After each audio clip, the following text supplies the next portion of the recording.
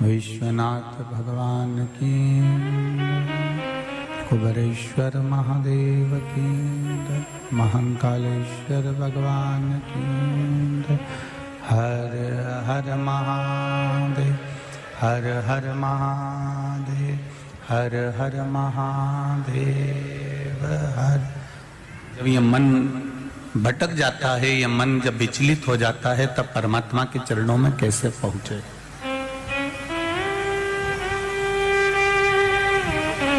भगवान के चरणारविंद में इस चित्त को, इस मन को ले जाकर कैसे छोड़ा जाए। महाराज,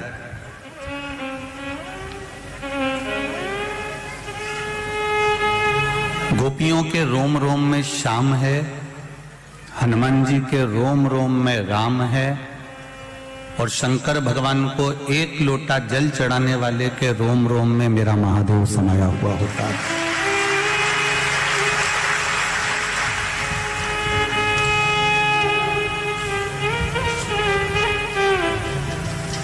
गोपियों को जैसे उनके रोम रोम में श्याम समाया है, तो गोपियों को श्याम का दर्शन हो जाता है।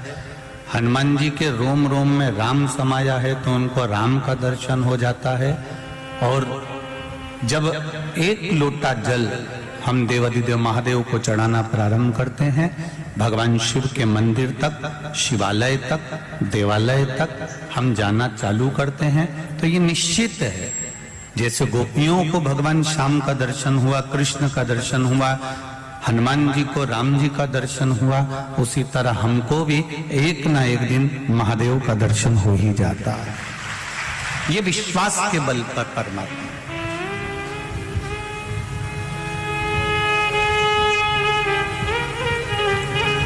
फौज में नौकरी शरीर देखकर होती है,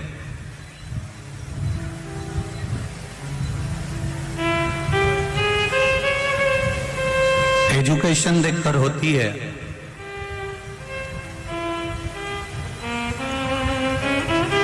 पर भगवान के भक्त की जो नौकरी है, भगवान के चरणारविंद की जो नौकरी है, वो ना एजुकेशन देखकर होती है, ना शरीर देखकर होती है, ना तुम्हारा कपड़ा देखकर होती है, ना तुम्हारा आभूषण देखकर होती है, ना तुम्हारा राजसी ठाट देखकर होती है। भगवान के भक्त की जो नियुक्ति होती है, वो केवल उसका हृदय देखकर होती है, उसका मन देखकर होती है। उसके मन के सिवाय वो कुछ नहीं देखता। निर्मल मन सो मोहि पावा, मोहि छल छिद्र कपट ना भावा। स्मरण, इस अनंग त्रयोदशी का मात्र पूजन, पूरे साल भर में आप शंकर भगवान की आराधना करते हो, पर इस अनंग त्रयोदशी की आराधना का फल ही दूसरा है, इसका महत्व ही दूसरा है।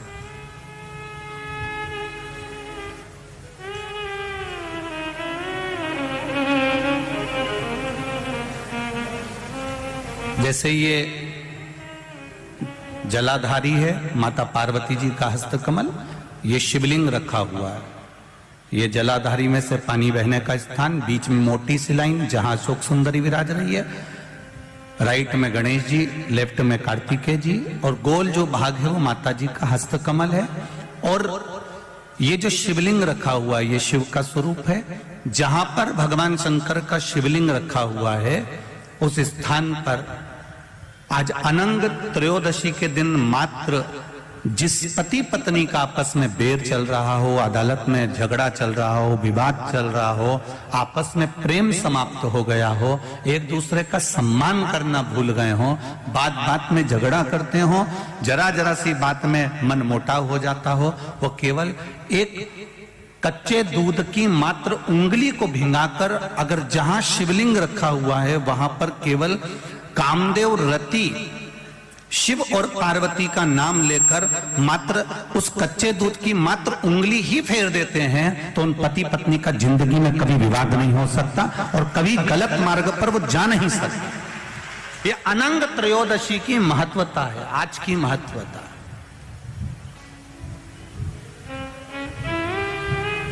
केवल साल भर में एक दिन होता है जिस दिन भगवान अपने साड़ू भाई के साथ पूजाते हैं। केवल साल भर में एक दिन होता है जिस दिन महादेव कामदेव के साथ पूजाते हैं। केवल साल भर में एक दिन होता है अनंग त्रयोदशी का दिन, जिस दिन भगवान शंकर ने कामदेव को भस्म करा था और उसको अनंग कर दिया था।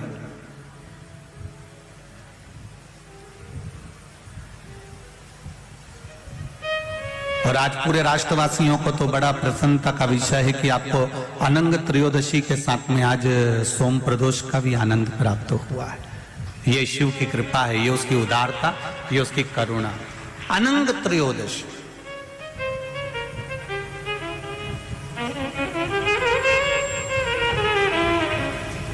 अनंग त्रयोदशी।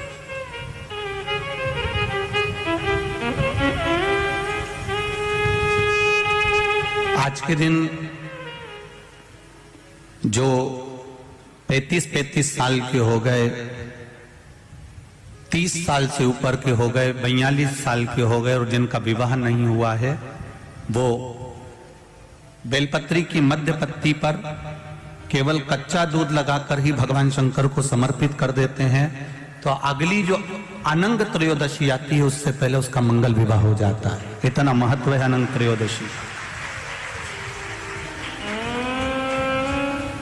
अनंग त्रयोदशी का इतना महत्व है हमारे शास्त्रों में। महाराज भगवान शिव ओगरदानी, त्रिकालदर्शी, कैलाशी, अविनाशी भगवान शंकर ने माता सती को खूब समझाया था।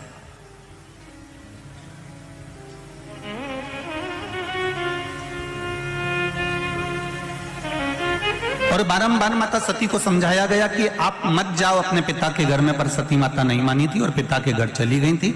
आखिरी में वो भस्म हो गई थी और शिवजी ने अपने तन पर वो भस्म धारण कर लिया। देवादिदेव महादेव ने वो भस्म अपने शरीर पर धारण कर ली।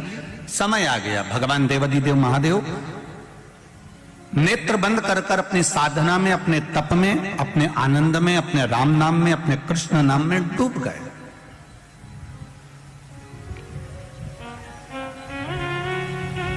अब वो विचलित नहीं हुए। भगवान देवादिदेव महादेव का चित्त केवल राम में, कृष्ण में लग गया। नेत्र बंद हैं, साधना में लीन हैं, भगवान की विरल भक्ति में डूबे हुए हैं। उनको कोई मतलब नहीं कि संसार सागर में क्या हो रहा है। अब इसी बीच में जो शंकर भगवान ने भस्म शरीर पर धारण करी थी और भस्म शरीर पर धारण कर कर देवादिदेव जब चलकर आ रहे थे, उस मार्ग में चलते चलते चलते चलते देवादिदेव महादेव के सम्मुख में जब शिव जी केवल तप साधना करने के लिए बैठने जा रहे थे, तब एक असुर, एक राक्षस जन्म ले चुका था जिसका नाम था तारकासुर।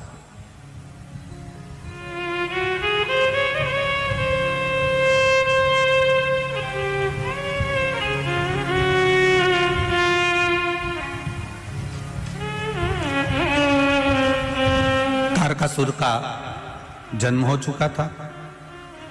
महाराज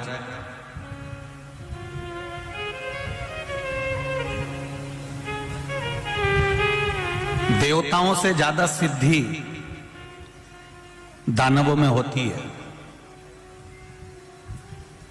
देवताओं से ज्यादा सिद्धि, देवताओं से ज्यादा विद्या, देवताओं से ज्यादा तंत्र विद्या, मंत्र विद्या, साधना विद्या, सिद्धियां देवता से ज्यादा दानवों के पास होती है, राक्षसों के पास होती है।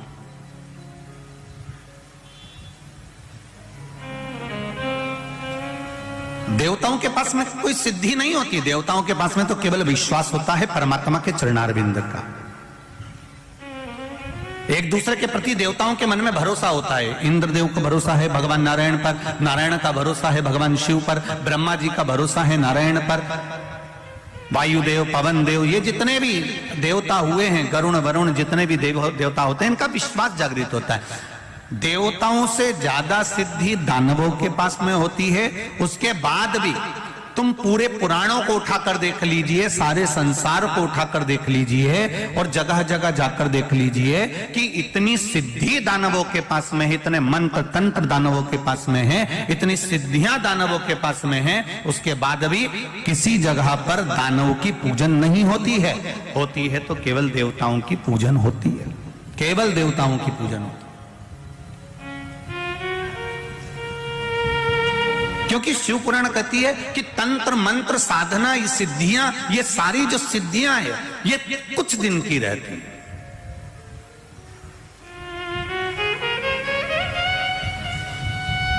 असुरों की, राक्षसों की जो सिद्धियां होती हैं ये थोड़े दिन की होती है, पर जो विश्वास होता है, भरोसा होता है, प्रेम होता है, वात्सल्यता होती है, करुणता होती है, ये कम नहीं होती, ये और बढ़ती चली जाती है।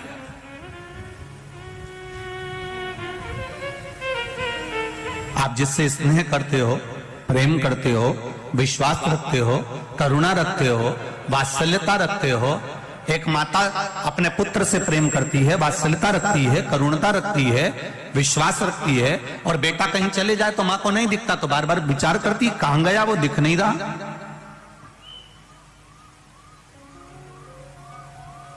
वो दिख नहीं रहा। कोई कोई स्नेह जो करते हैं, प्रेम जो करते हैं, उसको देखने के लिए तड़पते हैं। और नहीं मिलेगा तो और देखने की तड़प होगी, और नहीं मिलेगा तो और देखने की तड़प होगी। उसी तरह भगवान के प्रति जब हमारा विश्वास जागृत हो जाता है, भगवान के प्रति जब हमारा प्रेम जागृत हो जाता है, ईश्वर के प्रति हमारा भरोसा जागृत हो जाता है, हमारा वात्सल्य, हमारी करुणा और हमारा स्नेह जब बढ़ते चले जाता है, तो उस परमात्मा को देखने की ललकता हमारे भीतर भी जागृत होने लगती है। उसको देखने की ललकता हमारे भीतर और जागृत होने लगती है।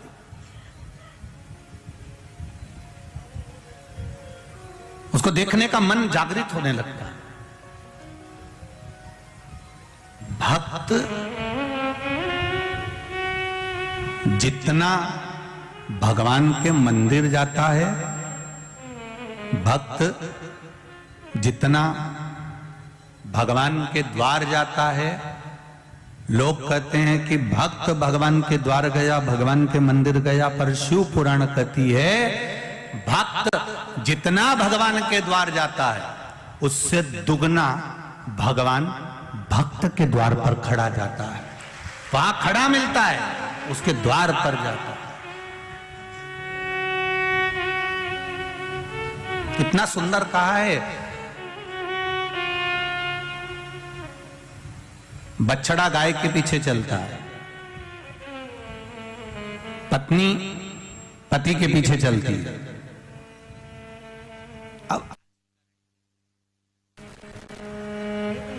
अभी का तो हम नहीं कह सकते, पर पहले का नियम था।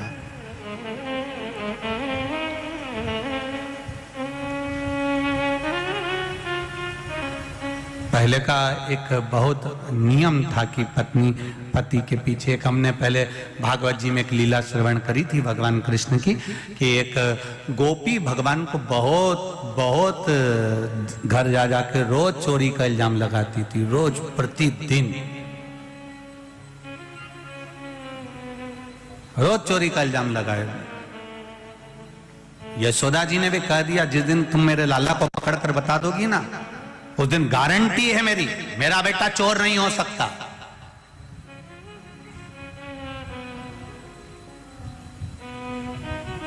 इसने भी कह दिया।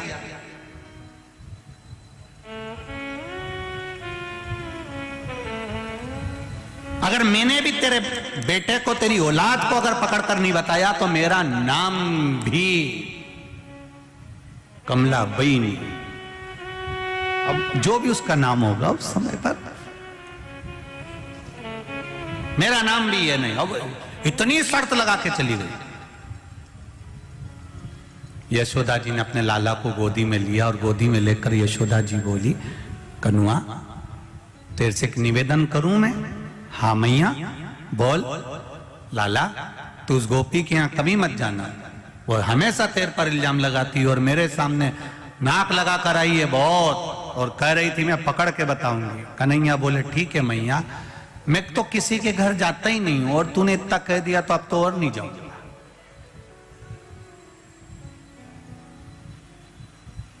ये मानने वाला है।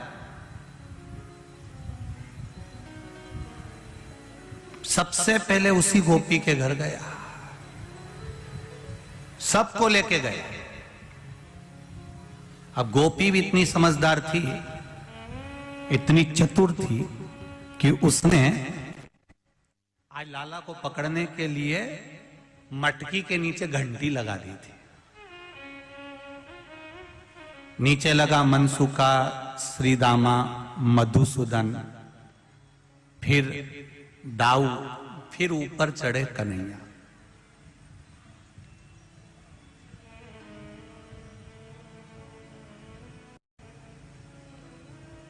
अब नीचे जो मनसुका लगा था उसको छींक आ रही थी। अब उसके हाथ जो थे वो घुटने पे थे। अब वो अगर हाथ हटाता और नाक पकड़ लेता तो छींक नहीं आती, परंतु वो हाथ घुटने पे थे और सबसे नीचे वो ही था और उसको आ रही छींक, और ये कन्हैया सबसे ऊपर। अब इसने मटकी को तो पकड़ लिया और घंटी को भी पकड़ लिया। इसको मालूम है घंटी बजेगी, तो उसने घंटी को भी पकड़ लिया। इतनी देर में जो नीचे था मनसुका, वो छींक दिया, और छींका तो ये सब धड़ धड़ धड़ धड़ नीचे। अब ये सब तो नीचे आ गए, वो अकेला टंगा है। अब उसका एक हाथ नीचे आ गया कन्हैया का, और घंटी टन टन बोलना चालू करी। सब भग गए, अकेला टंगा ऊपर, अकेला। अब वही काकी आ गई, वही गोपी, और आते से ही बोली, आज पकड़ाया बेटा, तेरी मां खूब नाक लगाए, मेरा बेटा चोरी नहीं करता। अब देख, अब उतर तू नीचे, जल्दी उतर। काकी कैसे उतरू? काकी बोली जैसा चढ़ा था। कन्हैया बोले चढ़ते समय तो और भी नीचे लगे थे। अरे नीचे उतर जा। नहीं उतरू काकी, मेरे से ऐसे उतरते नहीं। अरे कूद जा, लग जाएगी, मैं नहीं उतरू। एक काम करना काकी, तू मेरे नीचे लग जा। काकी ने कहा मैं नीचे लगूंगी, तू मुझ पे पांव रखेगा तो क्या हुआ? काकी बोली मेरी उम्र देख रही है? काकी बोली मेरी उम्र तो देख, 72 साल की मेरी उम्र है। इतने में कन्हैया बोला चुगली करने में उम्र नहीं देखती।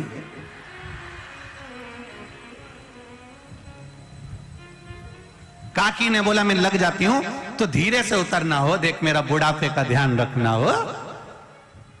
अब कन्हैया ने काकी के कंधे पर पांव रखा, मटकी को पकड़ा। अब कन्हैया एक पांव इधर करे, एक पांव इधर करे, फिर इधर करे, फिर इधर करे। काकी यूं यूं होए, तो इतने में काकी चिल्लाई क्या कर रहा है, उतरता क्यों नहीं है? कन्हैया बोला काकी ऐसो लग रहा हो जैसे सावन के महीने में हिंडोला झूल रहा। काकी बोली आग लगे तेरे हिंडोले को, नीचे उतर। तब कन्हैया ने छोटी मोटी पकड़ के नीचे उतरा, और काकी ने उसको पांव में दमोच लिया। अब काकी तो कंगा कर रही थी, बाल बा रही थी, पूरा बाल खुला हुआ था उसका, और इसने कन्हैया को पांव में दमोच लिया। और जल्दी से काकी ने कहा आज पकड़ाई में आया है, तेरी मैया खूब नाक लगाती थी, मेरा बेटा चोरी नहीं करता, चोरी नहीं करता, आज दिखाऊंगी तेरे को, ले जाके तू चल तो सरी। और कन्हैया को पांव में दमोच लिया काकी ने, और जल्दी से चोटी करने लगी। अब चोटी करने में समय लगता, अब चोटी करने में समय लगे, तो उसने क्या करा, फिर चोटी नहीं करी। फिर जैसे गुजरात की मेरी बहनों क्या करती है,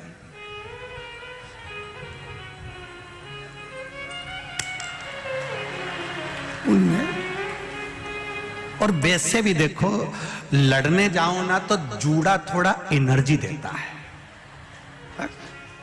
चोटी में और जूड़े में अंतर आता है। तुम देखना, जब तुम आता है आपस में लड़ रही हो ना, तो वो थोड़ी थोड़ी देर में बोलते चलो, मतलब ऐसा लगता है कि इससे एनर्जी मिलती है। जैसे वो हमारे यहाँ हलवाई जब जलेबी बनाता है तो ऐसा खींच के बनाता है, तो एनर्जी मिलती है, तब जले। तो बोलते जरा, तो उससे बल मिलता। अब काकी ने बाल बांध लिया, और बाल बांध के कहे चल जल्दी कन्हैया, चल उठ तो जरा, तेरी मैया के पास चल तो जरा। अब इतने में कन्हैया कहे काकी मैया के पास मत ले जा, तुझे मेरी सौगंध है, काकी मैया के पास मत ले जा। काकी तो मानने को तैयार नहीं, ले गई हाथ पकड़ के बाहर, ऊपर से दरवाजे में लगा दी कुंडी, ताला लगाया, और लगा के सीधे बाहर लेकर गई। इतनी देर में कन्हैया जमीन पे सो गया, उठे ही नहीं। उठ, तेरी मैया के पास चल। नहीं जाऊंगा, नहीं जाऊंगा, नहीं जाऊंगा। मचल गया, नीचे सो गया, जमीन पर पड़ गया, नहीं जाऊं, नहीं जाऊं। काकी भी वहीं बैठ गई। अब काकी वहां बैठी, और बैठते से कन्हैया उठ के बैठा, और बैठते से बोला काकी, ओ काकी, तेरे सिर की सौगंध, कभी मक्खन की चोरी नहीं करूंगा। इतने में काकी बोली तू मेरी सौगंध खा रहा है, तेरी मैया की सौगंध क्यों नहीं खाता? कन्हैया बोले, काकी मेरी एक ही मैया है। इतने में काकी बोली, मैं दो चार हूं। थोड़ी देर बाद कन्हैया ने काकी के दोनों कान पकड़ लिए। खुद के कान पकड़ने की जगह काकी के पकड़कर बोला, काकी तेरे कान पकड़ के क्षमा मांगता हूं, कभी चोरी नहीं करूंगा। काकी बोली, पहले तो मेरे कान छोड़। क्षमा मांगने के लिए खुद के कान पकड़ते हैं और तू मेरे पकड़ रहा है? काकी ने नहीं सुना, हाथ पकड़ा, लेके चली। चलते चलते चलते चलते आगे में, और सामने चलते हुए चौराहे पर मार्ग से जैसे ही जा रही थी, इतनी देर में इसका जो ससुर वहां बैठा हुआ था, उस ससुर ने बहू को देख लिया। बहू को देखा, उसके पास में आ गया। आते से बोला, बहू कहां जा रही है? कहीं नहीं, इस कन्हैया को लेकर जा रही हूं, इसकी मैया को दिखाने के लिए। अब ससुर इधर, बहू का मुंह इधर, इतना घूंघट कर लिया, इतना घूंघट। अब पहले का नियम था, ससुर और सास के सामने बहू अपना मुख नहीं खोलती थी। अब आज का जमाना तो बड़ा विचित्र हो गया, अब क्या बोलूं इसका। पहले इतना घूंघट, तुम बहेड़िया परिवार में देखना उनकी दादी जी को, अभी भी बैठी है तो इतना ही डाल के बैठी। तुम देखो जरा, आप देखोगे तो माताओं को देखिए, उनके बहेड़िया परिवार की इतना इतना घूंघट तो आज भी लेकर बैठी हुई है। अब पहले का जमाना था, इतना पल्लू लेकर बैठते थे। पहले का जमाने में इतना चलता था, फिर धीरे धीरे इतना आया, फिर इतना, फिर इतना, फिर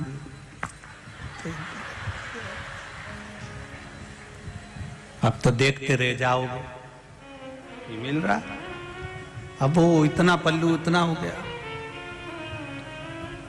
अब तो बहुएं भी 2 बार इतना पल्लू करती हैं। जब शादी कर कर आती हैं तब इतना पल्लू करती हैं, क्योंकि मुंह दिखाई होती है तो सोने की रकम मिलती है। और बहुएं दूसरी बार इतना पल्लू जब करती है कि जब घर में कोई बुढ़ा बुढ़ी डोकरा डोकरी मरता है, कोई बुजुर्ग मरता है, तब इतना पल्लू करती है, क्योंकि आंख में आंसू तो एक भी नहीं आते, बस घूंघट रख के डिजाइन में चिल्लाती रहती है। आंख में आंसू तो आता नहीं। अब इधर ससुर खड़ा, इधर बहू ने मुंह कर लिया, कन्हैया का हाथ पकड़िए और हाथ पकड़ कर लेकर जा रही, इसकी मैया को दिखाने जा रहे हैं। इतने में कन्हैया ने कहा, मैया काकी बहुत प्यास लग रही है, पानी पियान दे। ससुर का बेटा छोटा सा बच्चा है, पानी पियान दे। जो कन्हैया का हाथ छोड़ा पानी पीने के लिए ससुर के कहने पर, जल्दी आ। कन्हैया जैसे ही आया, उसने कहा, काकी चल। काकी बोली, हाथ पकड़ा, इन्हें लो ना, ससुरा जी का पकड़ा दो, ले। अब ससुर का हाथ पकड़कर काकी जो चली, और ससुर को काटे खून नहीं, भरे चौराहे पर, भरे चौपाल पर बहू ने मेरा हाथ पकड़ लिया। गुस्से में लाल हो गया ससुर, बोला कुछ नहीं। किसी किसी को 2 तरह का गुस्सा आता है। एक गुस्से में व्यक्ति बड़बड़ करके बोल देता, गाली दे देता, अपशब्द कर देता, कुछ भी कह देता। दूसरे गुस्से में व्यक्ति कुछ कहता नहीं, अंदर ही अंदर बस घुड़राता रहता। ससुरे को वही गुस्सा आया था, और कन्हैया ने कह दिया, चल काकी, और ये बुढ़े का हाथ पकड़कर चली। और चलते से बोली, क्यों रे तेरा हाथ इतना जाड़ा कैसे हो गया? इतने में कन्हैया बोला, पानी पिया ना इसलिए जाड़ा हो गया, और लेके चली। और जैसे ही यशोदा जी के यहाँ दरवाजे पर पहुंची, ससुर तो गुस्से में लाल था, कन्हैया अंदर पहुंच गया खिड़की में से। इसने दरवाजा बजाया, यशोदा, ओ यशोदा, यशोदा, ओ यशोदा। यशोदा जी निकल कर आई। जो ससुर जी को देखा तो यशोदा जी ने पल्लू कर लिया कि घर का गांव का बुजुर्ग है। यशोदा जी ने पल्लू करा, और गांव के बुजुर्ग को देखकर जैसे ही पल्लू करा तो यशोदा जी ने पूछा, क्या बात है गोपी? गोपी बोली, देख मैं तेरे कन्हैया को पकड़ कर लाई हूं, दे 2-4 धड़के। इतने में ससुर जी ने सोचा, बता मेरी बहू मुझे कुटवा रही, रुक जा। इतने में यशोदा जी ने पल्लू लेकर कहारी, अरे पलट के तो देख ले कौन को पकड़ के लाई है। इतने में सखी बोली, तू मारे कि मैं मारूं? ससुर ने कहा, मेरी बहू मुझे मारेगी, आज देखो ही सरी। ससुर खड़ा, और इतने में यशोदा जी बोली, पीछे पलट तो सरी। जो यशोदा जी ने कहा और सखी ने पलट कर देखा तो ससुर को देखकर रो पड़ी, पिताजी तुम कहां से आ गए? इतने में, मैं तो कन्हैया को पकड़ कर लाई थी। ससुर जी ने कहा, तू घरे तो चल, तुझे बच्चे में और बुढ़े में अंतर नहीं टिके, तू घरे आ। घर चलिए। इतने में कन्हैया अंदर से आंख मलता मलता आया, मैया क्या हो गया? इतने में यशोदा जी बोली, ये गोपी तो पागल हो गई। यशोदा जी अंदर गई, कन्हैया बाहर निकल के ठोड़ी पे हाथ रखकर बोला, कैसी है?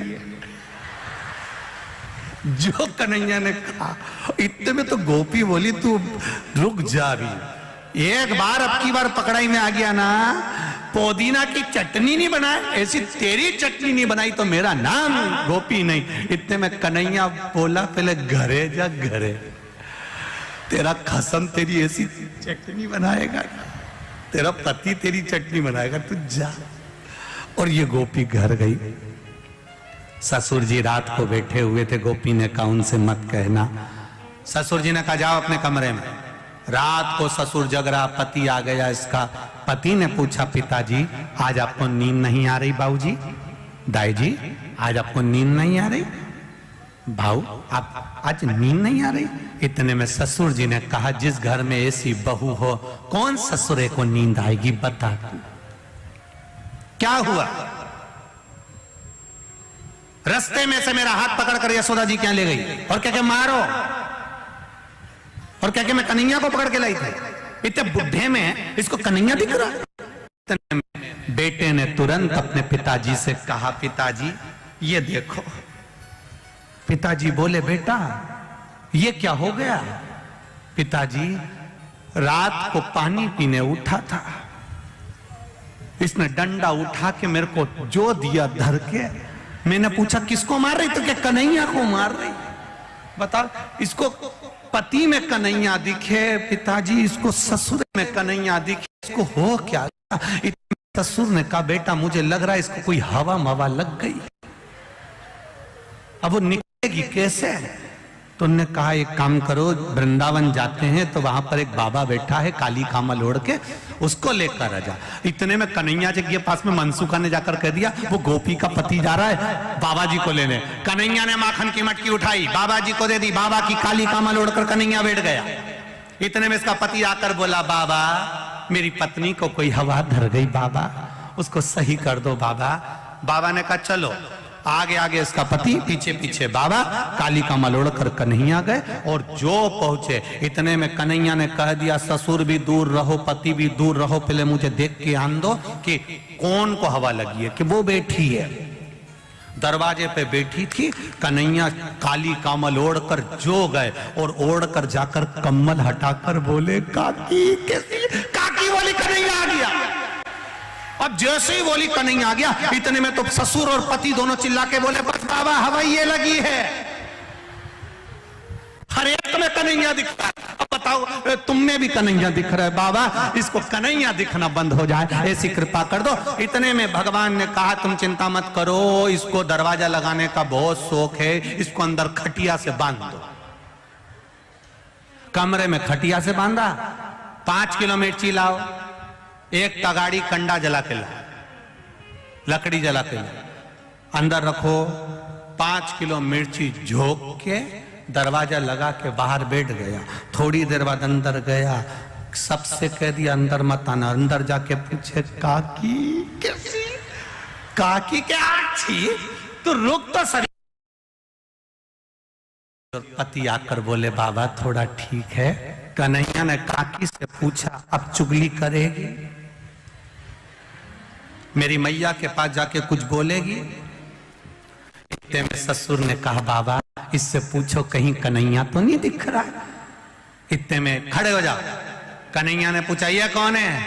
महारा ससुरा जी। ये कौन है? महारा पति देवता। मैं कौन हूं? कन्हैया। इतने में ससुर ने कहा, बाबा 2 भूतड़ी तो निकल गई, एक बच्ची है, 5 किलो और झोंक दो तुम तो, और झोंको 5 किलो। और उन्होंने ली ने 5 किलो मिर्ची और झोंक दी। ले। अब की बार कन्हैया ने पूछा, ये कौन? महारा ससुरा। ये कौन? महारा पति देवता। आज जो बोले, ये मैं कौन?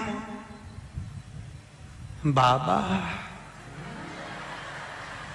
बाबा तुम्हें कहीं कन्हैया दिख रहा? बिल्कुल नहीं दिख रहा, बिल्कुल।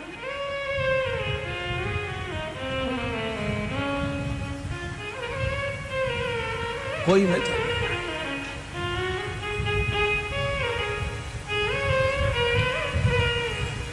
हृदय चित्त से कथा कर रही है।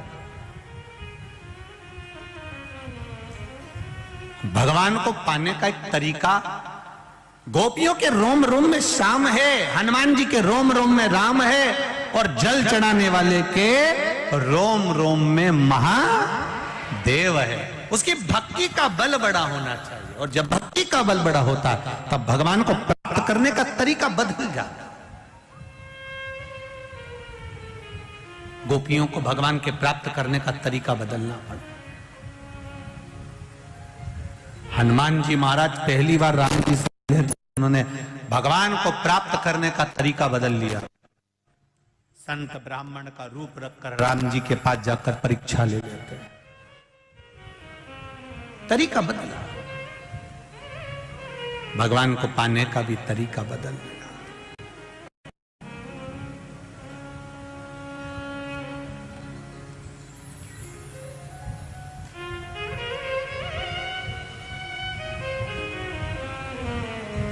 भगवत पद की प्राप्ति का तरीका बदला। बस शिव कथा यही कर रही है। आप दिल से, हृदय से, चित्त से, मन से जब भगवान की शरणागति ग्रहण करते हो तब भगवान आपको पकड़ लेता है। गाय के पीछे बछड़ा चलता है, पति के पीछे पत्नी चलती है, और भक्त के पीछे मेरा महादेव चलता है। वो पीछे पीछे चलता है।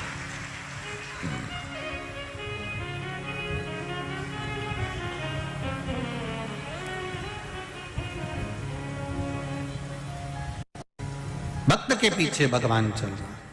और जब